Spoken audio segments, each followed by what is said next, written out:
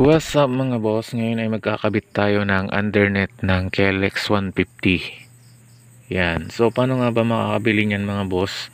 Punta lang kayo sa inyong Shopee. Tapos type nyo yung Kelex undernet or Telfender. So yan, makikita nyo na marami kayong pagpipilian dyan mga boss. Yan. So ito yung ikakabit natin. Yan. Day Motor Park. Ito yung lalagay natin mga boss. Ayan.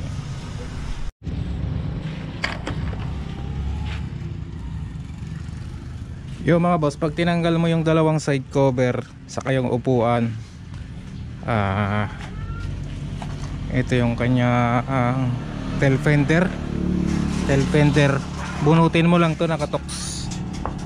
Ayun o. Tapos ito na yung tail light nya. May apat to na tornilyo na 8. Tanggalin mo lang. Yan, tanggal na siya.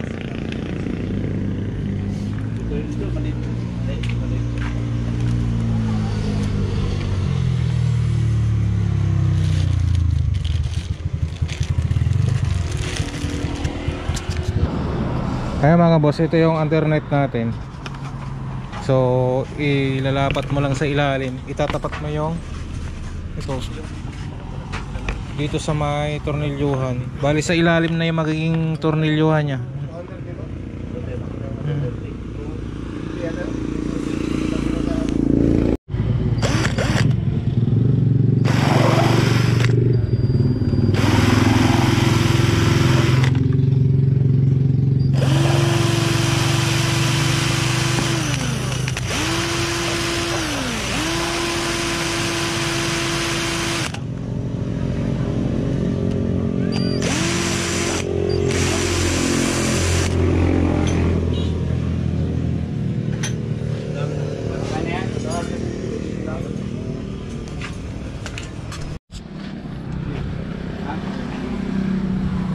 Yun mga boss, yung butas nito medyo hindi siya nakatapat ng konti dito sa ilalim.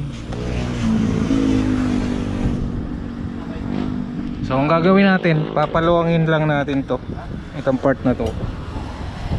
Gamit tayo ng barena.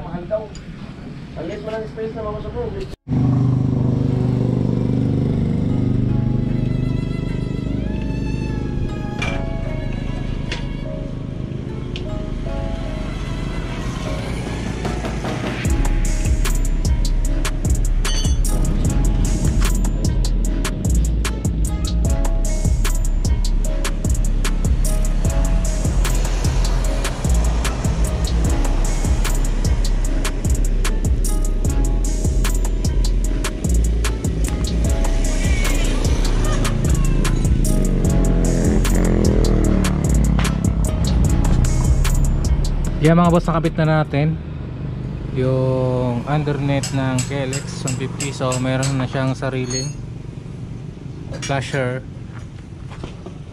Ayan, tsura niya, diba?